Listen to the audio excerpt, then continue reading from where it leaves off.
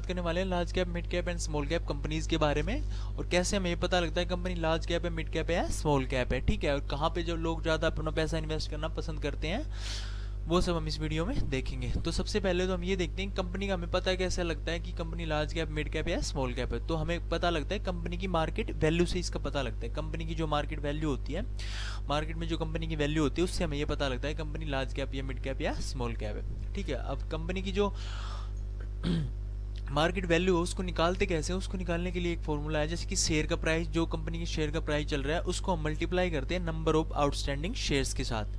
ठीक है, जो कंपनी का शेयर प्राइस है उसको हम मल्टीप्लाई करते हैं नंबर ऑफ आउटस्टैंडिंग शेयर्स के साथ। उसके बाद जो नंबर निकल के आता है वो होता है कंपनी का मार्केट कैपिटलाइजेशन, मतलब कि कंपनी की मार्केट वैल्यू।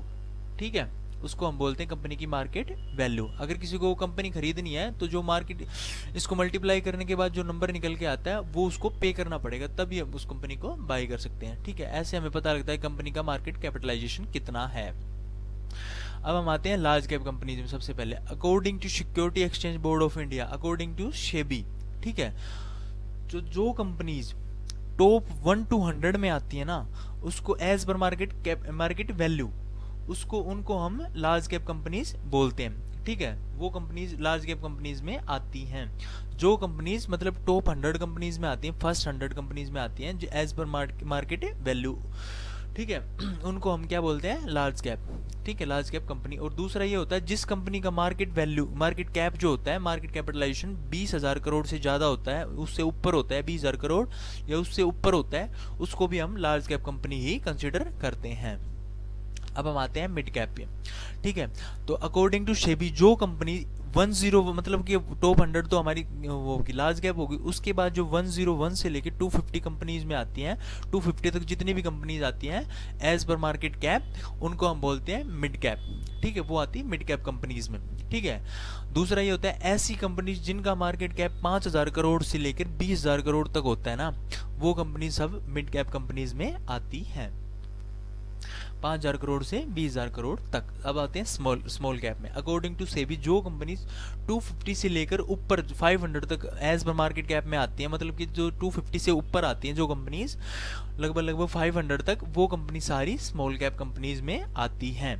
इसका दूसरा ये होता है कि मतलब कि जिस कंपनी का अपना मार्केट कैपिटलाइजेशन 5,000 करोड़ से कम होता है, जिस कंपनी का मार्केट कैपिटलाइजेशन 5,000 करोड़ से कम होता है, ऐसी कंपनीज को हम स्मॉल कैप कंपनीज कहते हैं, मतलब वो स्मॉल कैप कंपनीज में आती हैं।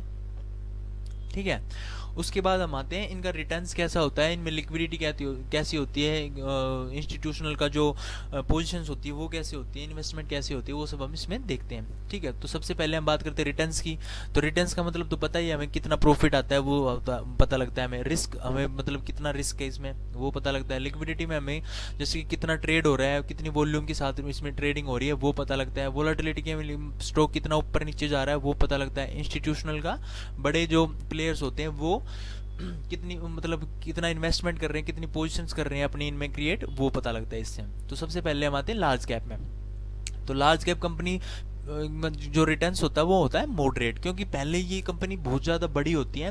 ठीक है, जिसके कारण कि इनका अब इनको जैसे कि अपने कैपिटलाइजेशन को बढ़ाने के लिए बहुत ज़्यादा वो करना पड़ता है, इनके पास स्कोप कम होता है क्योंकि ये अपना सब कुछ अपने पहले ही कर चुकी होती हैं।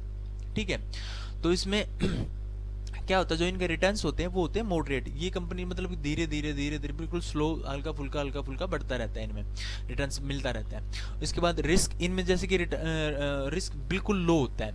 अगर मार्केट मान लो गिर रहा है, कहीं से कुछ खराब न्यूज आ जाती है, कुछ भी आ जाता है, मार्केट गिरने लगता है, तो इनमें जो रिस्क होता है ना वो बिल्कुल लो होता है। ये स्टॉक बहुत ही स्लोली या बहुत लेट गिरते हैं, मतलब थोड़ा बहुत ही नीचे ऊपर जाते हैं, ज़्यादा मतलब नहीं गिरते ये। ठीक है, इसके बाद हम लिक्विडिटी की बात करते हैं। तो लिक्विडिटी में अच्छी खासी होती है, अच्छी खासी इनमें ट्रेडिंग होती है, वेरी हाई लिक्विडिटी होती है इनमें। उसके बाद हम आते हैं वोलेटिलिटी।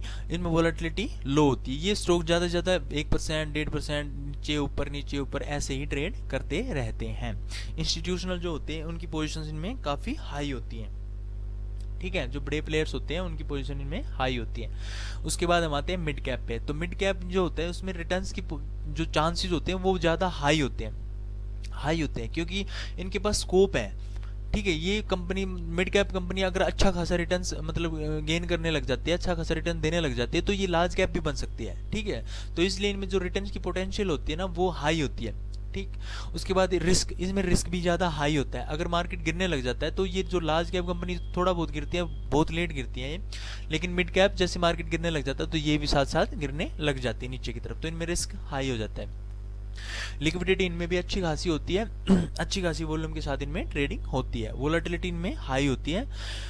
स्टॉक कभी कभी जैसे कि 10%, 20%, 15% ऐसे मूव पर नीचे देता रहता है, एक दिन में भी देता है कभी कभी, तो ऐसा होता है। इंस्टीट्यूशनल का जो इन्वेस्टमेंट होती है इनमें हाई होती है, क्योंकि जो इंस्टीट्यूशनल बड़े प्लेयर्स होते हैं वो ऐसी कंपनी ही ढूंढते हैं जो कि फ्यूचर में जाके लार्ज कैप कंपनी बन सके, बनने के चांसेस जिसकी हाई होते हैं, उन्हीं कंपनीज में इंस्टीट्यूशनल अपना पैसा इन्वेस्ट करना ज़्यादा पसंद करते हैं। ठीक है, उसके बाद हम आते हैं स्मॉल कैप में। स्मॉल कैप में जो रिटर्न्स की पोटेंशियल होती है वो होती है हाई, लेकिन इनमें जो पोटेंशियल हाई होती है उतना ही इसमें जो रिटर्न्स है वो, मतलब कि जो हमारा पैसा है वो डूब भी सकता है उतनी तेजी के साथ। ठीक है, तो और इनमें रिस्क जो होता है वो बहुत ज़्यादा हाई होता है। अगर मार्केट गिर रहा है, ठीक है, तो इसके साथ ही ये जो इनके गिरने के चांसेस हैं ये सबसे पहले गिरते हैं। अगर मार्केट थोड़ा सा भी गिरने लगता है तो सबसे पहले इनमें गिरावट आती है स्मॉल कैप में।